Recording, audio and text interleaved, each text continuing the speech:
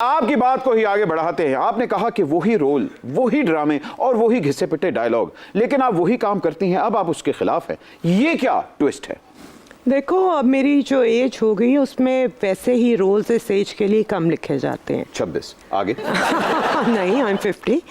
और वो कुछ उनमें ऐसा है नहीं है जिससे आप कोई माशरे में तब्दीली कर सकें। अच्छा, okay. या कोई मैसेज दे सकें। हमारे स्क्रिप्ट इतने घटिया हो चुके हैं और इतने बुरे हो चुके हैं कि वो सिवाय रोती औरतों को दिखाने के और जालिम सासों को दिखाने के और कुछ कर ही नहीं रहे हैं। अच्छा, मुझे बताएं, आपने बहुत दफा अपने को स्टार्स के खिलाफ भी बोला है। मसलन अभी हाल ही में फिरोज वाली जो हुई थी कंट्रोवर्सी, उसके अंदर आपने फिरोज के साथ काम भी किया, लेकिन बाद में आपने उसी के रोल को आपने कहा कि मैं इसको इंडोर्स नहीं करती। मेरा जब ये स्क्रिप्ट मैंने पढ़ा था और जब हमारी इस पर डिस्कशन भी हुई थी, तो वो मार कुटाई वाली बात पे मैंने तब भी कहा था कि इसको मत करना इस तरह। और मैंने फिरोज को ये बात कही भी थी कि इसको इस तरह मत करना, इसको बहुत लाइट तरीके से करना। एक बड़ा वायलेंट सीन था, बहुत वायलेंट सीन था। और लेकिन तब आपने क्यों नहीं वॉकआउट किया? बिल्कुल, क्योंकि उस वक्त मैं कमिट कर चुकी थी और मेरे वॉकआउट करने से सिर्फ मेरा पॉइंट नहीं बनना था, बहुत सारे लोगों का नुकसान होना था। अरे अच्छा। तो ये तो मैं नहीं कर सकती कि as professional I commit and then I walk out. मैंने अपना एहतजाज रिकॉर्ड करा दिया था और एहसन को भी मैंने ये बात की थी, लेकिन उसके बावजूद जो एक्टर है उन्होंने अपनी मर्जी की और उसका रिजल्ट देख लें फिर। हाय, और आपके खिलाफ रजीम चेंज ऑपरेशन आ गया। Manu, welcome to the show. Classical singers Ustad Salamat Ali Khan से इंस्पायर होते हैं, प्लेबैक सिंगर्स मोहम्मद रफी से इंस्पायर होते हैं, गजल सिंगर्स मेहदी हसन से इंस्पायर होते हैं, ए रैपर किंदे तो इंस्पायर होते हैं? फारिश शफी से। हाय। और आपसे भी बचपन में तो आपके ईपी के गाने सुने हुए। हाय, बचपन में मैं अड्डा बुड्ढा भी नहीं की, मतलब तेरा है। मान दो अब नहीं, मैं भी आ जाएगा लाइफ में। मैं भी अभी अपनी 30s में हूँ। आज सुपर ओवर शो में इफ़त उमर ने बता दिया आई एम 50, लेकिन आज भी 20 की लग रही है। लेकिन तू अपनी क्यों नहीं उम्र सही दसता है?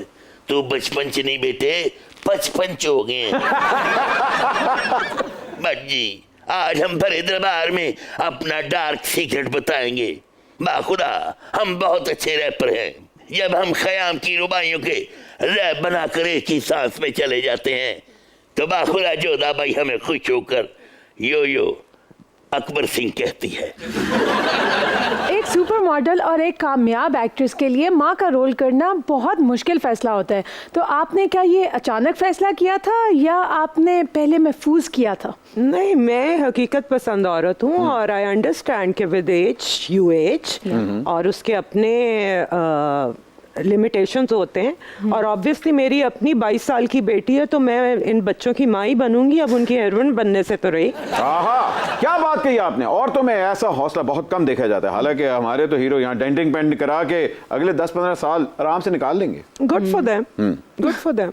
इफ़त उमर नसीरुद्दीन हमायूं बिन ज़हीरुद्दीन बाबर के फर्जंद अर्जमंद जलालुद्दीन मोहम्मद अकबर शुरुद्दीन से ही आपके बेमिसल हुस्न का दीवाना है। आपने कहीं मुझे अनारकली तो नहीं समझ लिया? बाखुदा झाड़ की सर्द रातों में तखय्युल की सर्द छीलों की तहों में उतरकर लफ्जों के मोती निकालकर आपके लिए माला परोई है। पेश कीजिए। साजिंदो, मेरे साथ ऐसे संगीत करो जैसे मियां शहबाज के साथ बिलावल भुट्टो कर रहे हैं।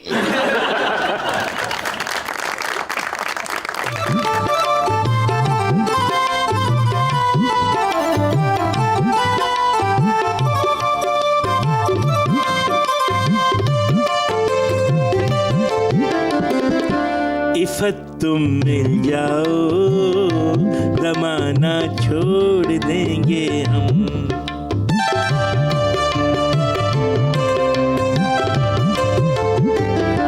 इफ़त तुम मिल जाओ ज़माना छोड़ देंगे हम। तो इन जलसों पे और धरनों में जाना छोड़ देंगे हम। इफ़त तुम मिल जाओ ज़माना छोड़ देंगे हम।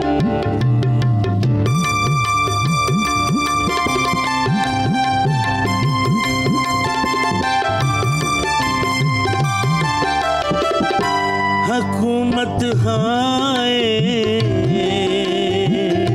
हुकूमत हम पे और कितना न जाने बोझ डालेगी, हुकूमत बोझ डालेगी।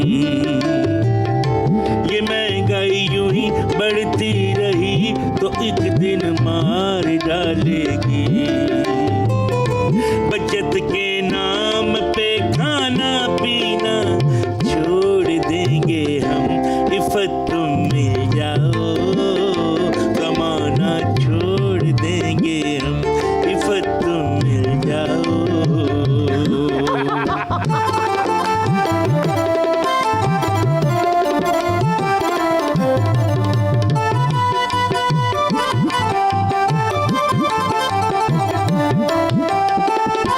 सभी कहते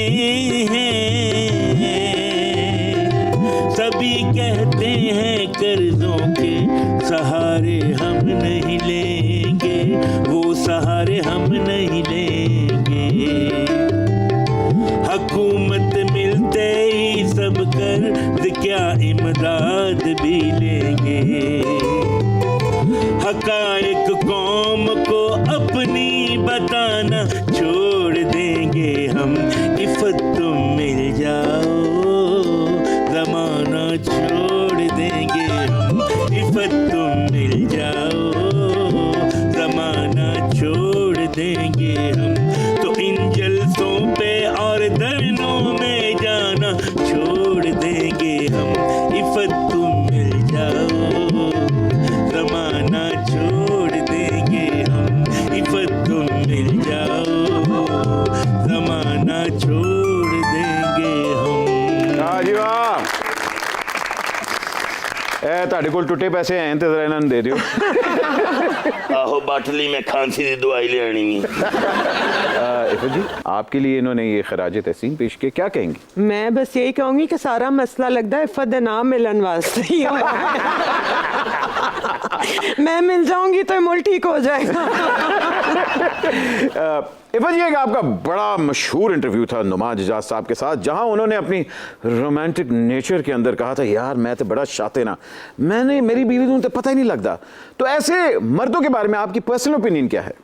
As far as that interview is concerned, that was a joke among two friends. Exactly. So उसको मैं सीरियसली ले ही नहीं रही, वो sarcastically ये बात कर रहा था और उन लोगों के बारे में बात कर रहा था जो ऐसे होते हैं। हाँ।